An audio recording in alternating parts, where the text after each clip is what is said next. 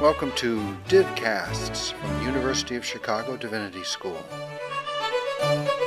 For more of our podcasts and information about our terms of use, please see our website, divinity.uchicago.edu/podcasts.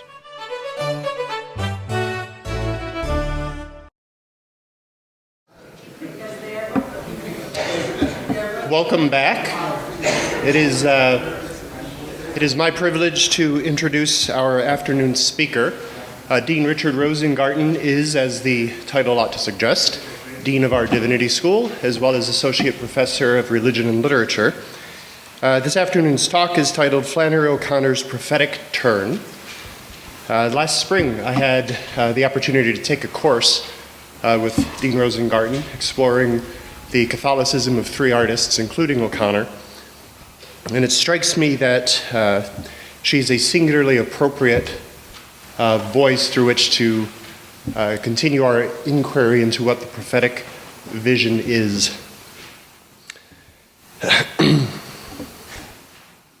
O'Connor's habit of accurately naming things, I think, tends to jolt her readers from their somnambulism. And whether the catalyst is a book in the head, a bullet, or a bull's horn, and if you don't know what I'm talking about, you probably soon will. Whatever the mode, her fiction tends to remind us, I think, of uncomfortable truths that we've happily become experts at forgetting. And at least I find myself often repelled, but also confessedly affirming in what I read from her. So I don't think it's idle flattery to say that we're in for a treat. Dean Rosengarten, I think, has proved to be an interesting, insightful, but more importantly, an enthusiastic interpreter of O'Connor. He is a scholar who is excited about his subject, and that's good to see. You'll want to read his paper, The Catholic Sophocles, Violence and Vision in Flannery O'Connor's Revelation. This is available at the Divinity School's Religion and Web Forum website, as well as on the Dean's faculty page. And additionally, he has a forthcoming book to be published by Northwestern that is entitled Styles of Catholicism, Flannery O'Connor, Frido Kahlo, and Simone Weil. So without further ado, please help me welcome Richard Rosengarten.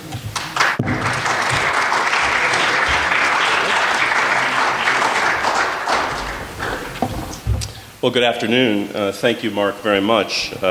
Mark alluded to a class I taught last spring. One of the great joys of being here is the students I get to teach. Some of you are in the audience. You've heard all this before. My apologies in advance. Not all of it, but some of it.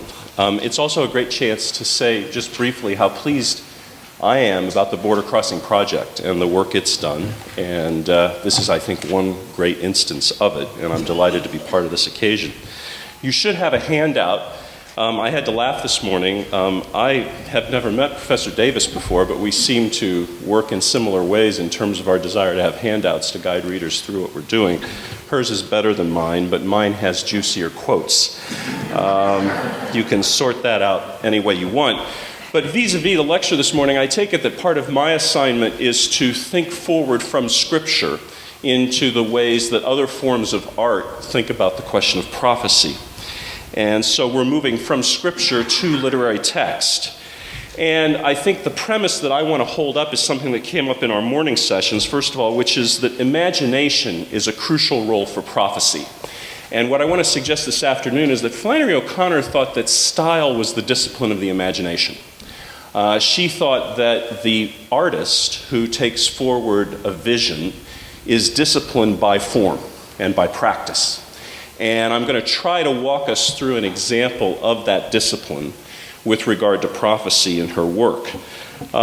In that sense, I think I want to suggest we can think about prophecy in the way that Paul invokes it in 1 Corinthians as one of the gifts of the Spirit, as one of the roles of believers in the world. I think O'Connor very much thought of it that way.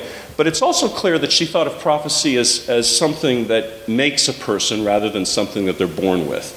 And indeed as something that at some level is not really welcome to them. They resist it in important ways. God identifies the prophet. But the other thing about the prophet is it's a prophecy, you'll notice by the end of our discussion, in the subjunctive mode, which is to say the prophet is prepared to be a prophet. But O'Connor is chary of showing what the prophet would do, echoing some things that I think were said this morning about, what it would mean to be successful as a prophet. Reverend Moss raised that question. I think Flannery O'Connor would share the Reverend Moss's skepticism about the yoking of those two phrases. As Mark very well pointed out, for Flannery O'Connor, bullets and bowls and books are violent means of grace. We'll be talking a little bit about all three. Two other things to say before I jump into O'Connor directly. One thing to say about O'Connor vis-a-vis another theme that came up this morning.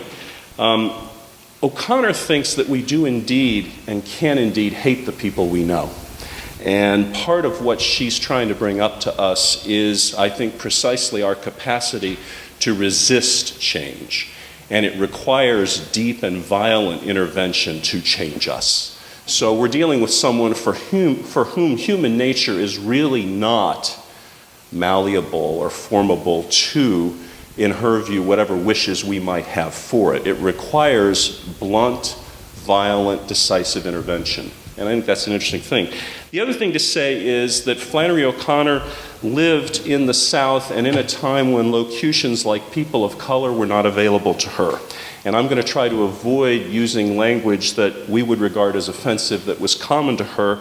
And I think I'll succeed in that with the exception of the final quote I'm going to read out to you. For reasons that I hope become clear to you, I'm resistant to changing her language there. But I do want to name that here as an issue. So, Flannery O'Connor. Especially given that Flannery O'Connor was, as she described herself, a Catholic writer in the Protestant South, she evinces throughout most of her fictional career almost no interest in prophecy. There are Bible thumpers of all stripes and various proclaimers of the word who are usually charlatans of one sort or another, but there aren't very many prophets.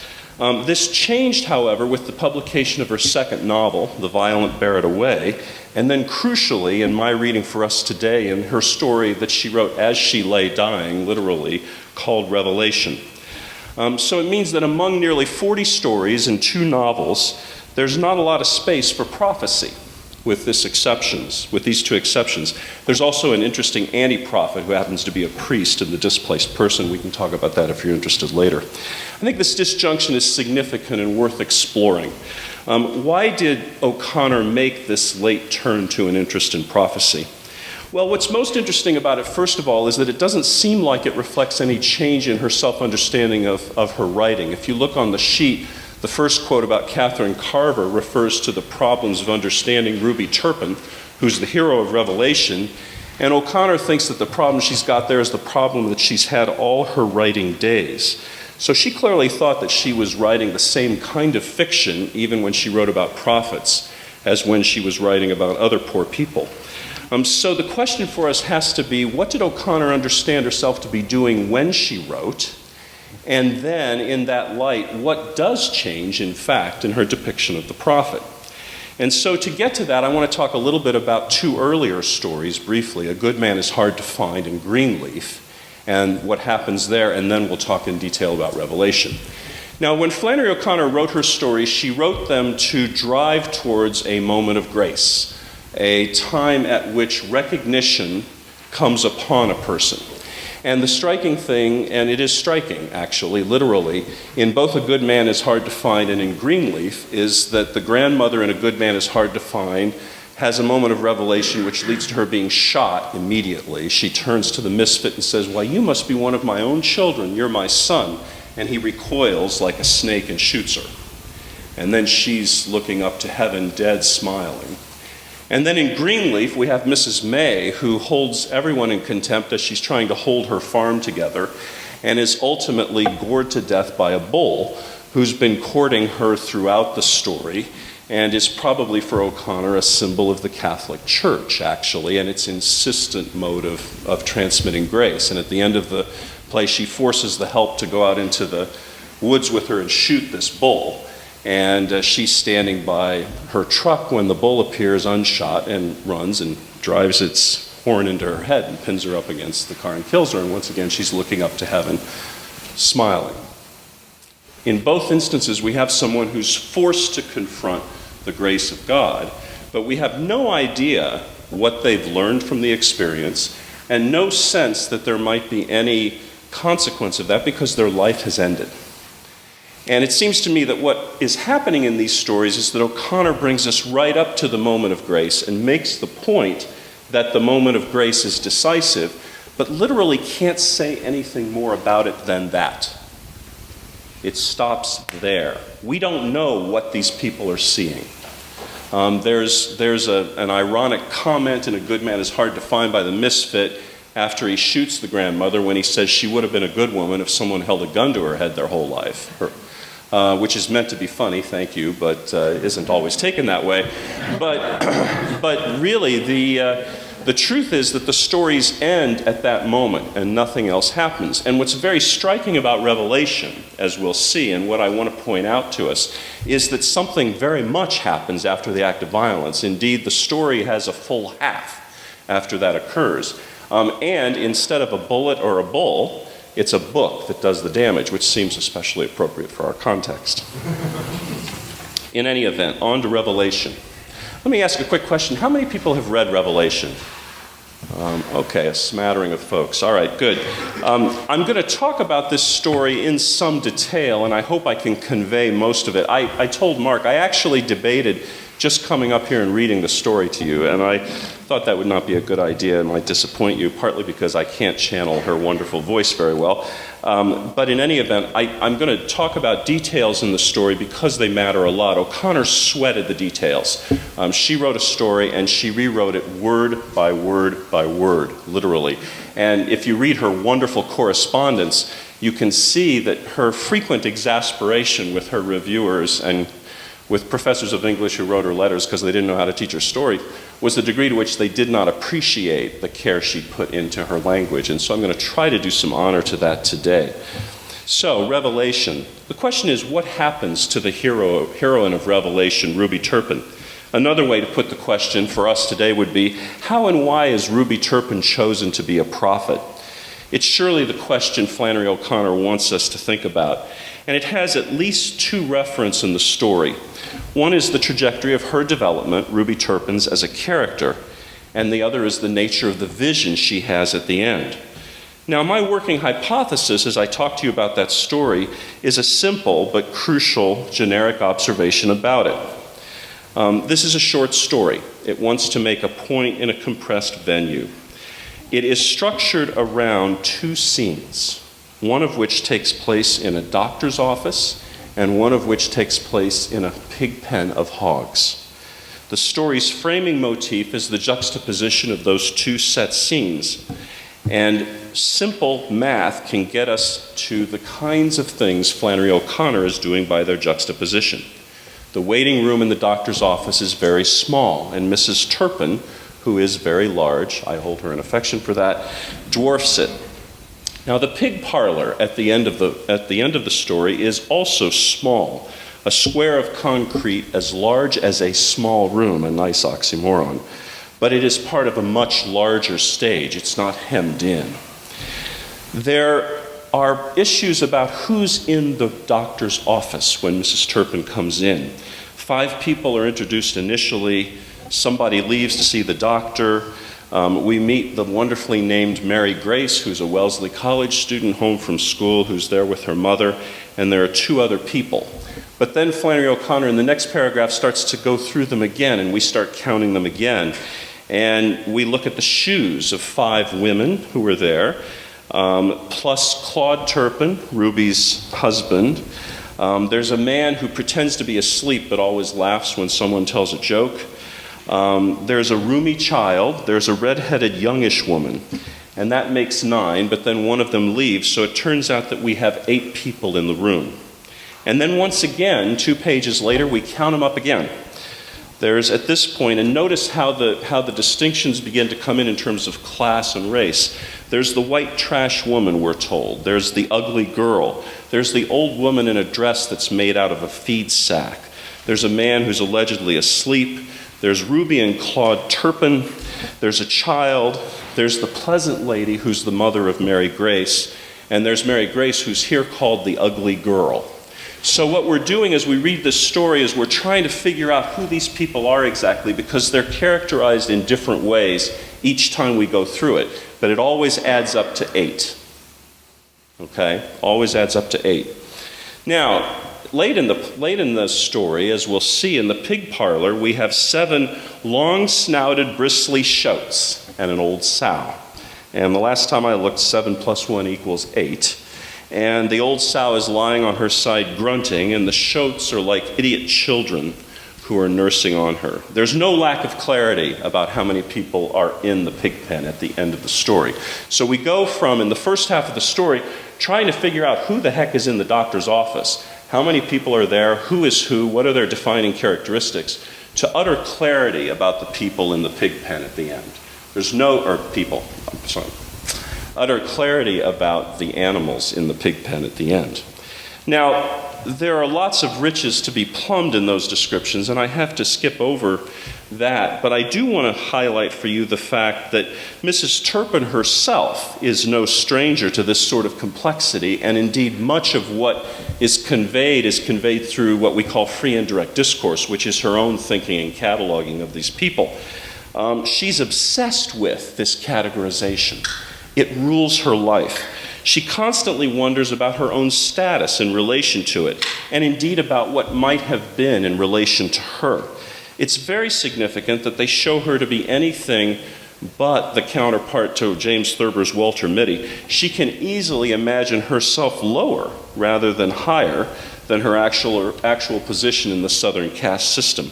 She has extended internal monologues about her insomniac musings, where she reflects on imagined encounters in which Jesus himself offers her the choice of being either white trash or becoming colored. And after some inevitable agonizing, Mrs. Turpin concludes that she would prefer to be, and I quote, a neat, clean, respectable Negro woman, herself but black, rather than white trash. Now, more vexing complexities beckon, though. Mrs. Turpin, after a brief interlude looking at the people in the doctor's office, returns to the recollection of her dreams, and she recalls how she occupies herself naming the classes of people.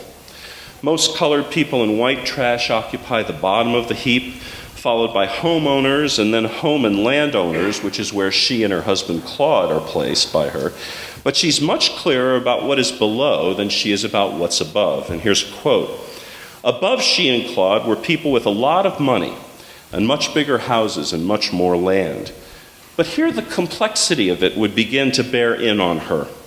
For some of the people with a lot of money were common and ought to be below she and Claude.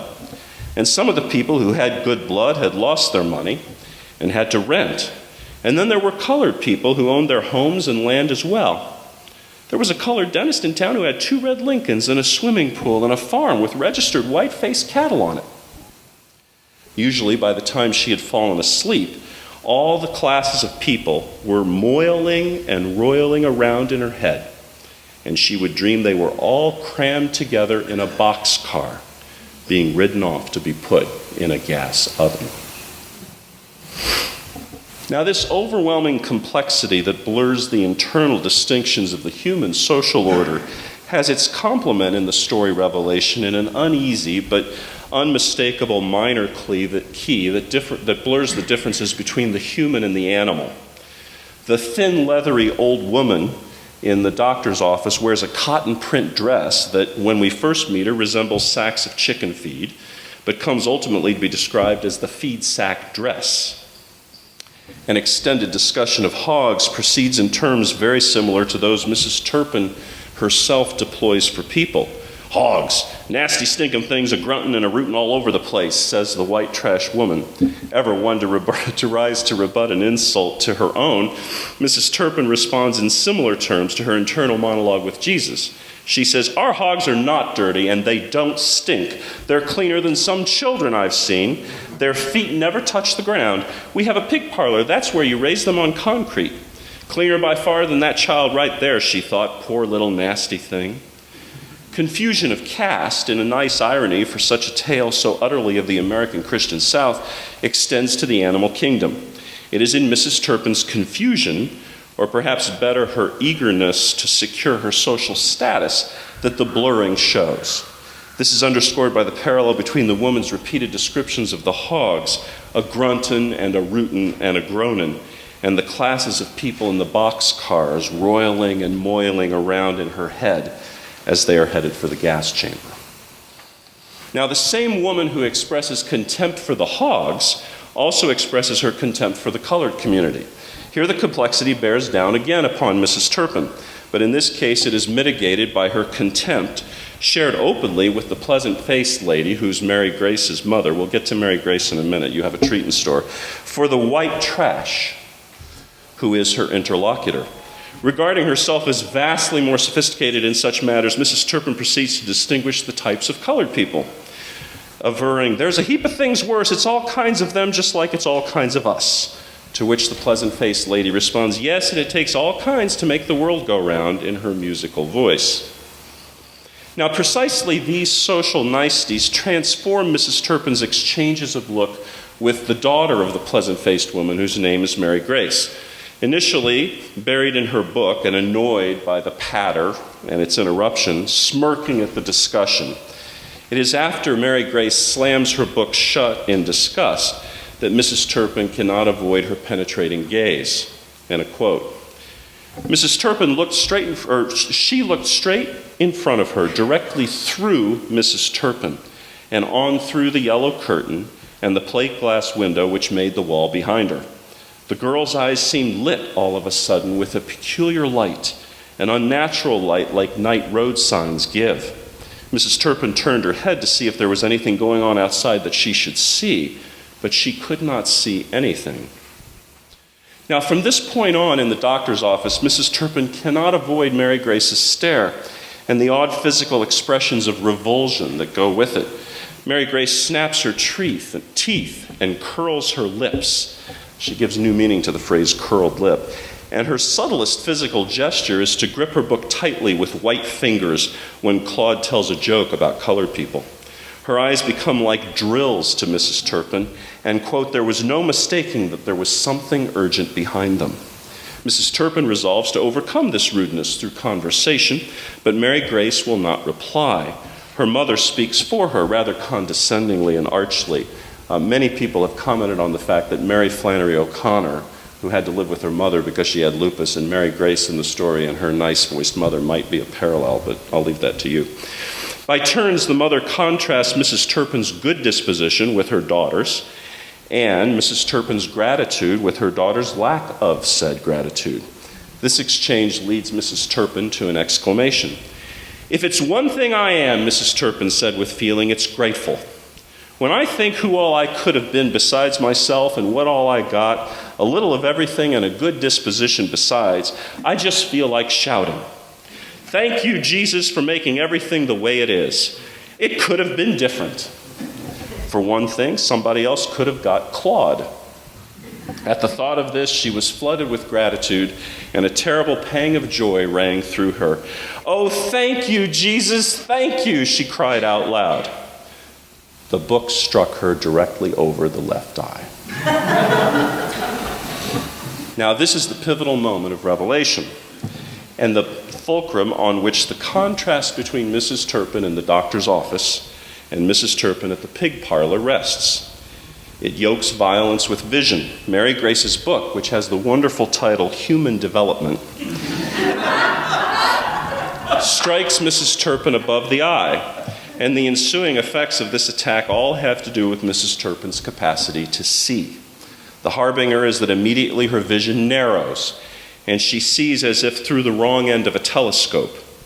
Quickly thereafter, her vision suddenly reverses itself, and she saw everything large instead of small.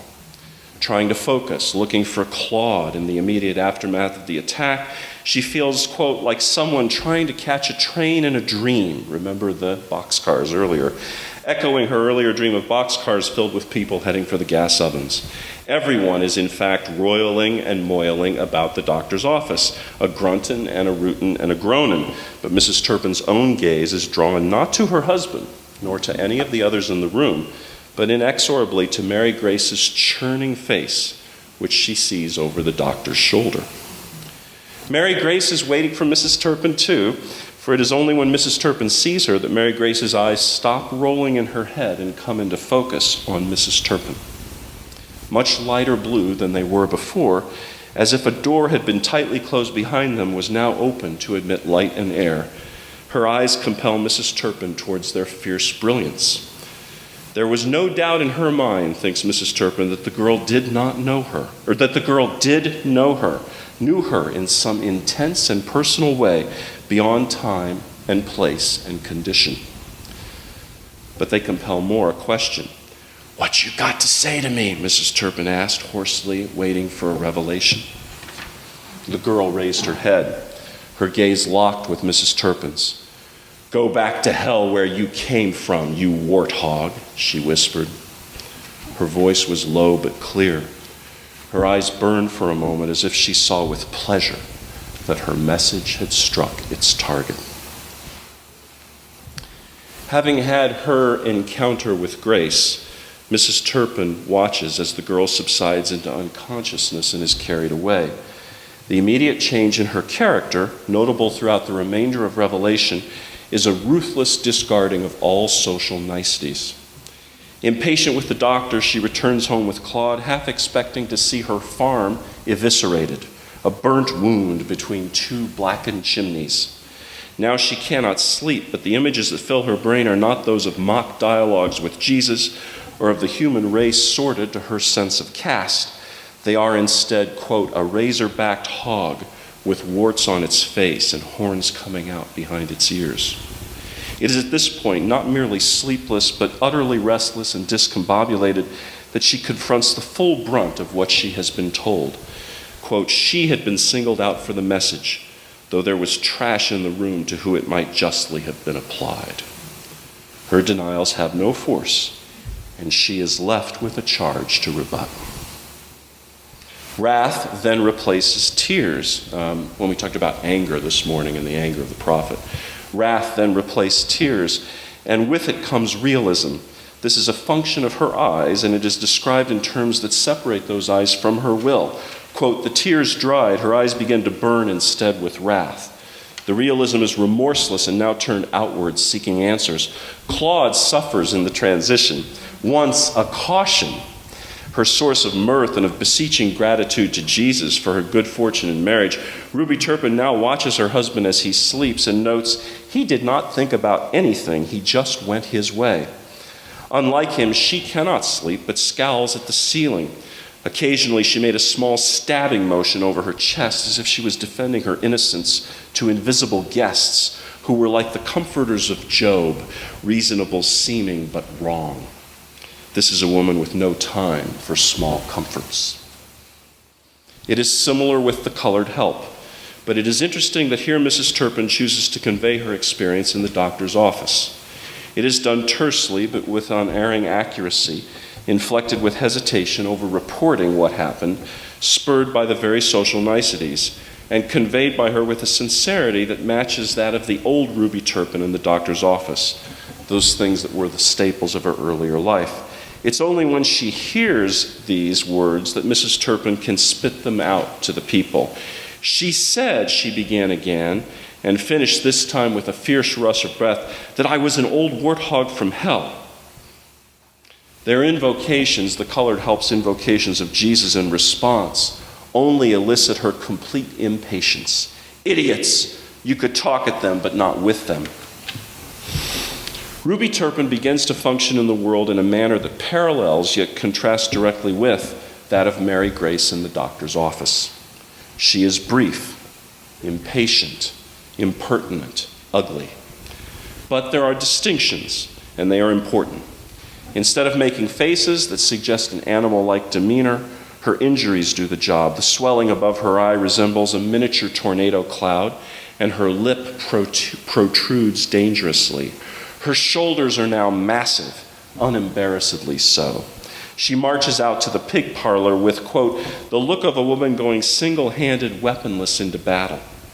She does not need a book to do her damage. Instead, she takes the hose from Claude and inflicts misery on the 8 shoats, shooting water at their hindquarters to force them to remain standing when they would sit, and in the closest parallel to Mary Grace's violence against her, squirting water directly into the eyes of the old sow.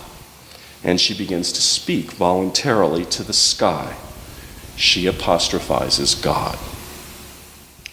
In doing so, Mrs. Turpin no longer notices the sounds around her. She cannot, for instance, hear the outraged squeal of the sow whom she's injuring with the water. Now the dialogue with the deity is peremptory on her side.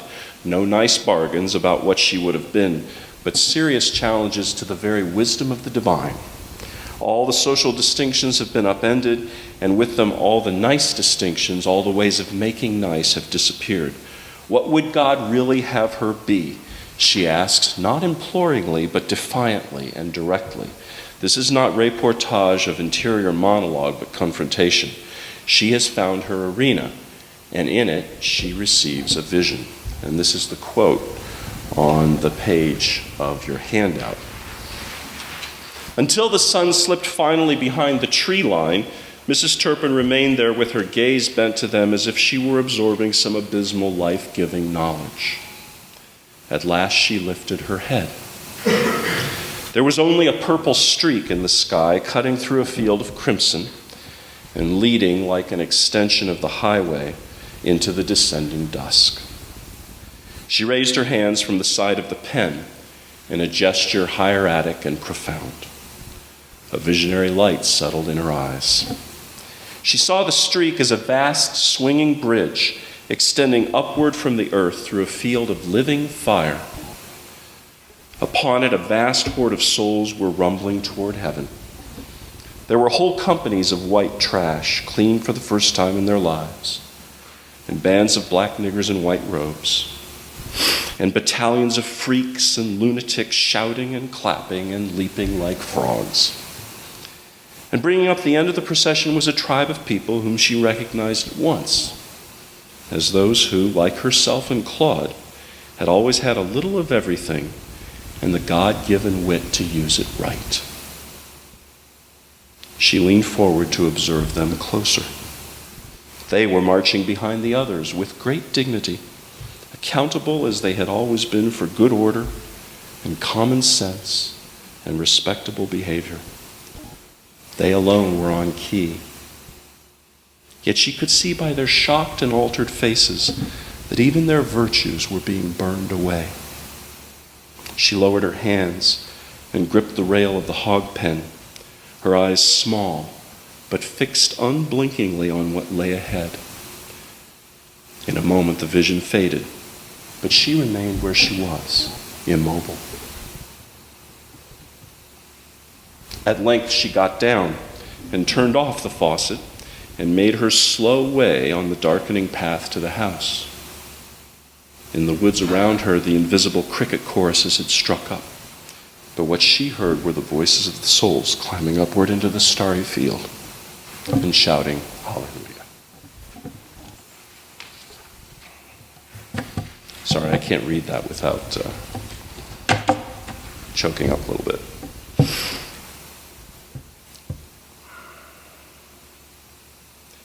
From the time Mrs. Turpin is struck by the book, but most dramatically in the final pages as she approaches the pig parlor and engages the sky, her sensory interaction with the world is compromised.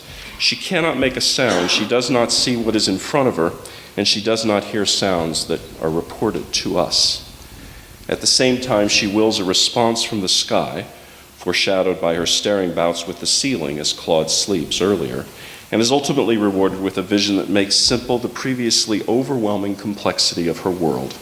In it, top and bottom are reversed, social virtues are burnt away, and the heavenly procession settles the caste system with a finality that bespeaks the idiotic but undeniable order of the hogs in the pig parlor.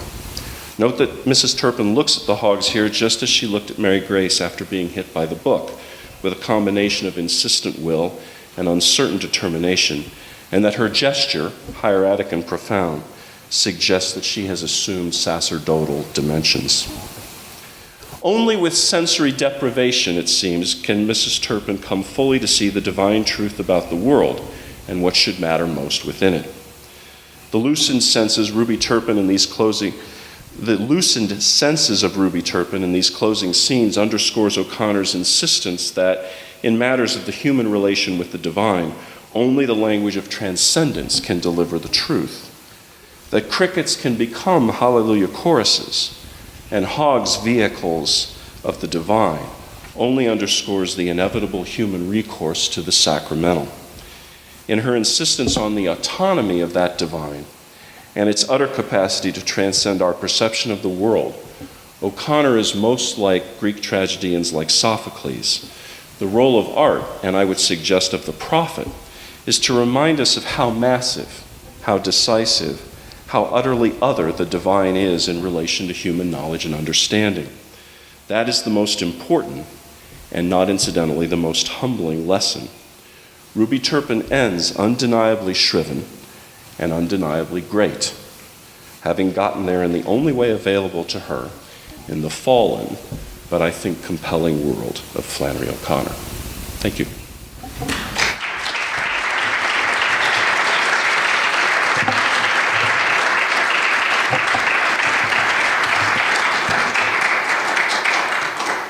Well, I read that a little faster here than I did last night. So we have some time for questions.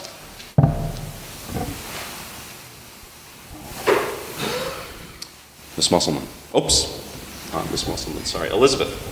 I always sort of thought of Mary Grace as the prophet of the story. Mm-hmm.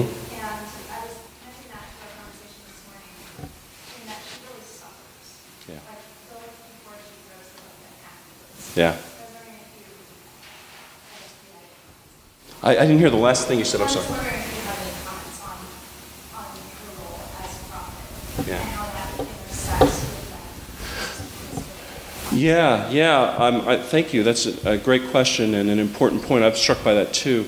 Yeah, I think Flannery O'Connor is very alert to the costs of prophecy, and suffering is chief among them. I think misunderstanding is a second, certainly, and I think uncertainty is the third. So they're all there. And what's interesting is that for Mary Grace, we're never allowed inside her head in the story. And so it seems to me that when we see Mrs. Turpin in her transformed state, we get as close as we can to what Mary Grace's suffering must have been in effect. And what we see really is someone all of whose social and other structures of reassurance have been taken away. So that the real pain is the pain of recognizing all the things that we've used as props to differentiate ourselves from everyone else, in effect. And we are ultimately like the shoats feeding off the sow. And everything else is a manufactured fact. I mean, I love the little line about only they alone were singing in key, for instance, is in there, I think, for a reason.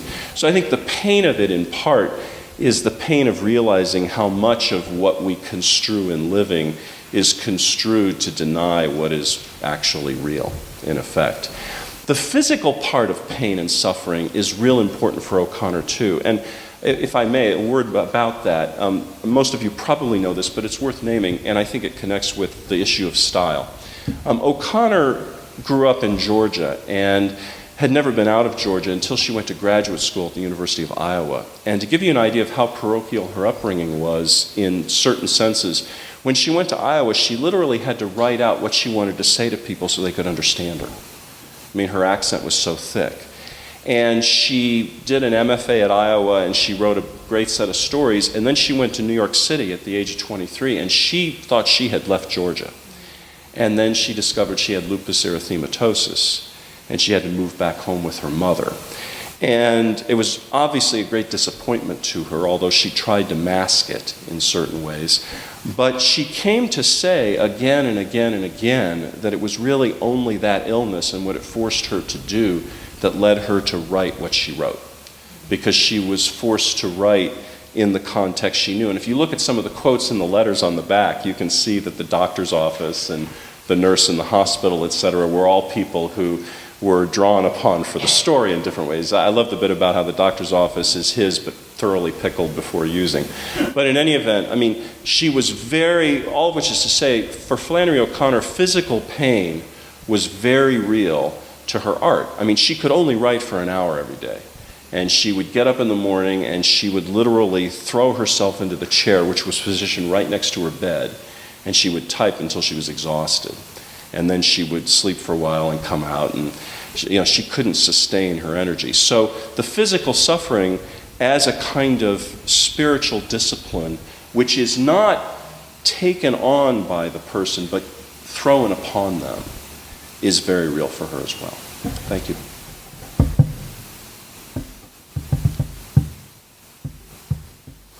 Jeff. I don't know much about Flannery O'Connor's life, but I wonder if you have any thoughts. I'm curious about the prophetic turn. Yeah. Writing. Yeah. If that at all intersects with self-knowledge about autobiography and sometimes Yeah. might move that sort of writing reason. Yeah. Or how you do that. Yeah, it's a great question, Jeff. Thank you. I'm not sure. A couple things about it. It is striking that if you've read The Violent Bear It Away, which is the second novel she wrote, and Revelation, in both of those places, the violence that occurs doesn't end the story in the way that it almost always ends everything else. So if there was a change of heart in that regard, it was late coming to her. I think the thing that was most challenging her thinking in the last 4 or 5 years of his life, I think there were two things. One was the civil rights movement, which she responded to in very complicated ways. Now, she died in 1964, so she did not see the full flowering of it. But for example, she talks about Martin Luther King and compares him to Cassius Clay, Muhammad Ali before he changed. And she likes Clay better, because she thinks he's funny and truer to what's really going on. But she says, I admire Dr. King and I understand what he's doing. She's clearly sorting out the kind of Christian prophetic mode there and what to do with it. And she's very much a child of the South. Frederick Cruz has written essentially that she was a racist. And I think that's just dead wrong.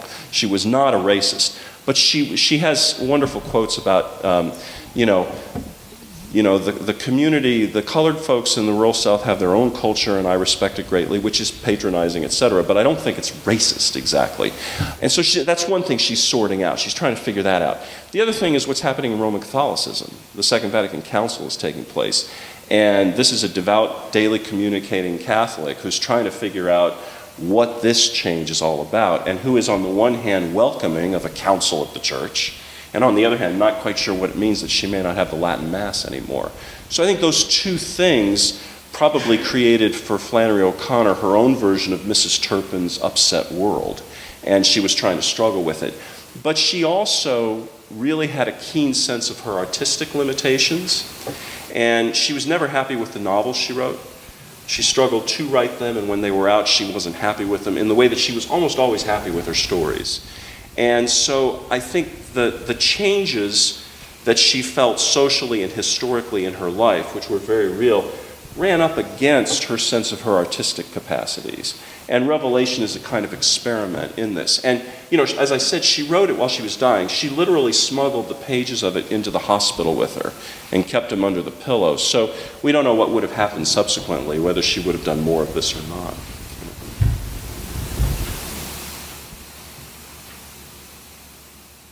Yes? Just wondering, she's obviously facing her own death as she writes this story, but could you say a little more about the prophetic vision at the end as an eschatological vision? Is she a prophet who can only look to the sky? Or does she think that social change is possible? Or is that not her question? Or how does she interact with the question of prophecy and social justice?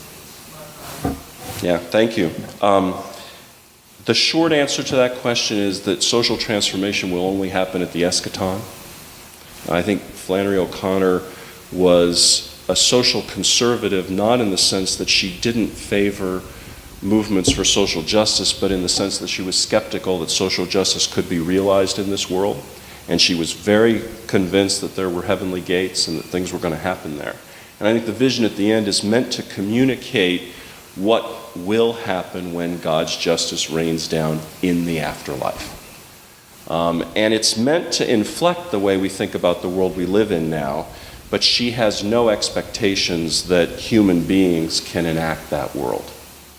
I think that's where she comes out at the end of the day.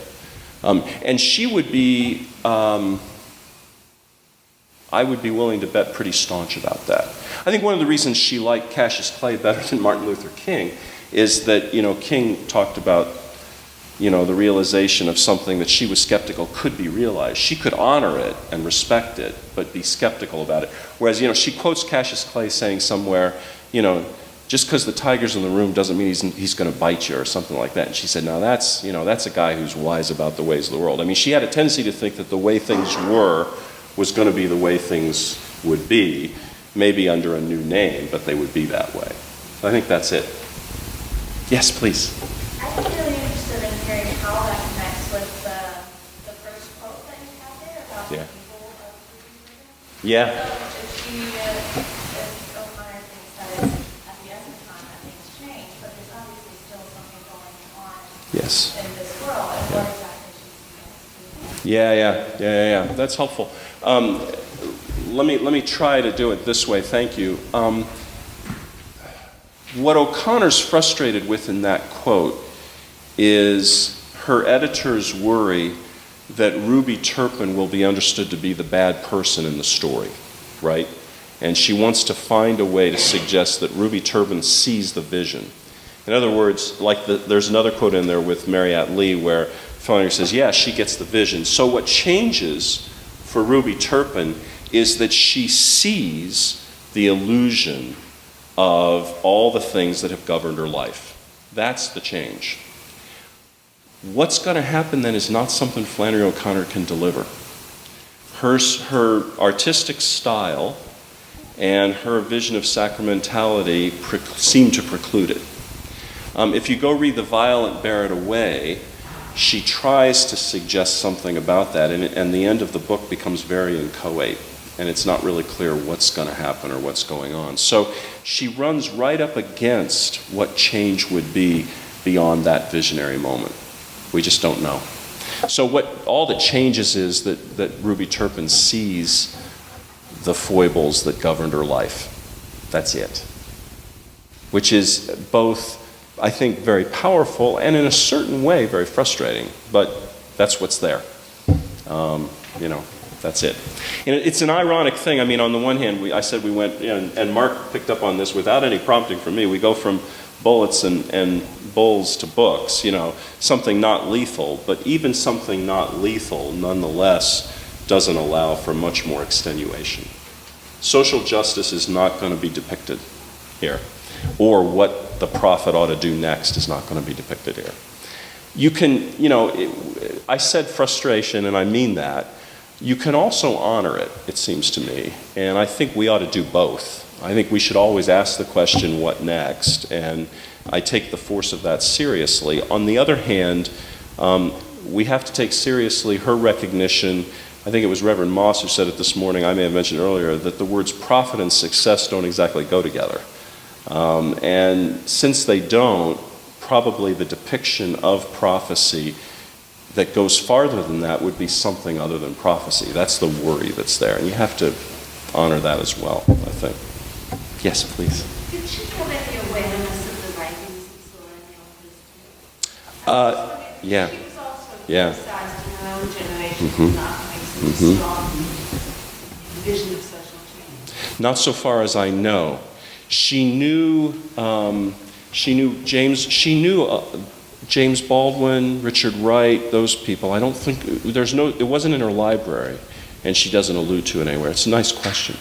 She read very widely in what was conventionally the great fiction of her day. But she didn't read Hurston. And Hurston's reputation, as you know, was so up and down. I mean, Hurston was really resuscitated by Alice Walker in the 70s. And so she really, as far as I know, she didn't. No, not at all. It would have been interesting if she had. Yeah, they'd have a lot to talk about. Yep. Yes? I actually want to pick up on something else that came up in the morning panel about things you brought about that some fights are not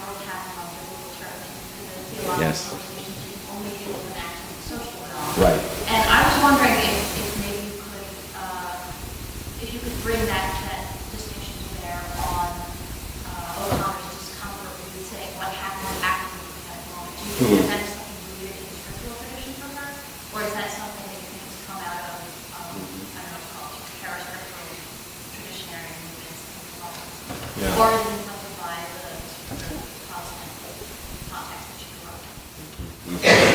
Yeah, thank you for the question. Can I just repeat it to make sure that I got it right? You want to know if there's some link between what we're talking about as the limits of her artistic depiction of prophecy and the discussion this morning about whether battle should take place on the level of biblical debate or social debate. It's a great question. I'm not sure how much justice I can do to it. Let me try. First of all, it's a nice question, the degree to which the Bible mattered for O'Connor.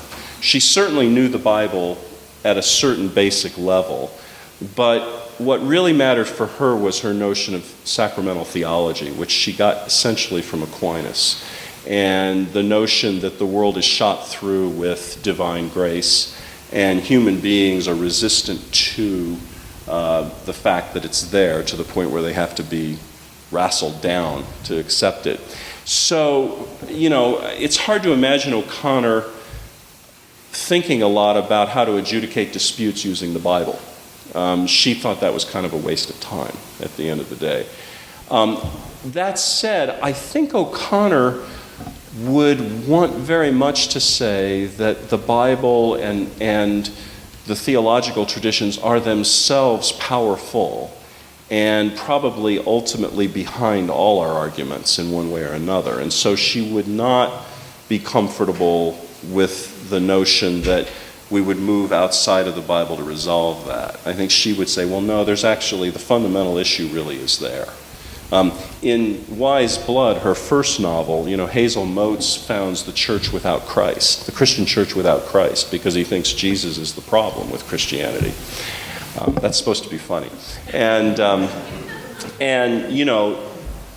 the interesting thing about Hazel Motes is that Hazel Motes can't avoid Jesus, even as he's avowed that Jesus is the problem with Christianity. And I think that for Flannery O'Connor, our capacity to displace what's most real into other categories is self-defeating and will ultimately be defeated by the divine.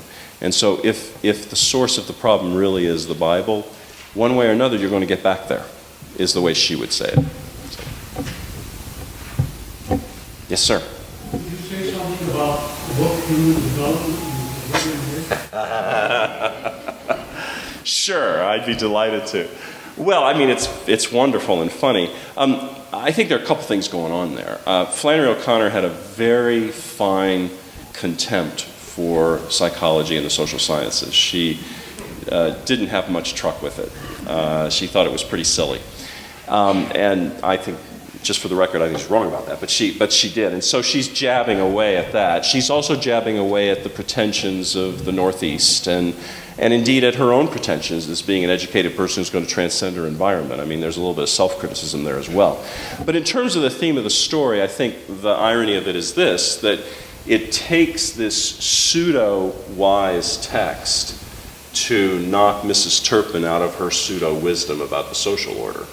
And so it takes something called human development, which doesn't really have any wisdom, to be used like a brick, which is what it's really worth. It's just this thick, heavy book. There's nothing in it that's worthwhile. So it's actually finally put to good use in being thrown at her head. That's what it comes down to. I think that's about it. But I don't know, would you add, though? Only that I think it adds to your point that she wouldn't have put a great deal of hope in secular development. Oh, no question. Yes.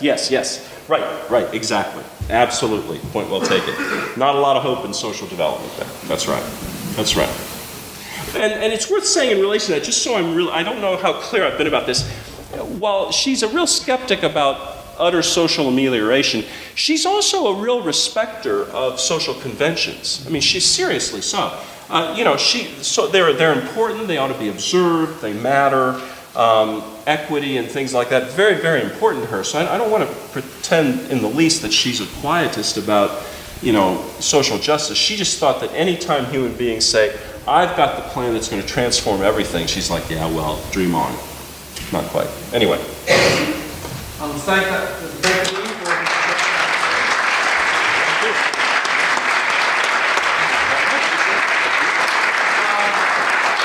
about a 5-minute break as we get our panel back together for our last session. So would you guys take about 5 minutes, please? We thank you for listening to or viewing our podcast. For more information and for other podcasts, please see our website, divinity.uchicago.edu/podcasts. Copyright, the University of Chicago Divinity School.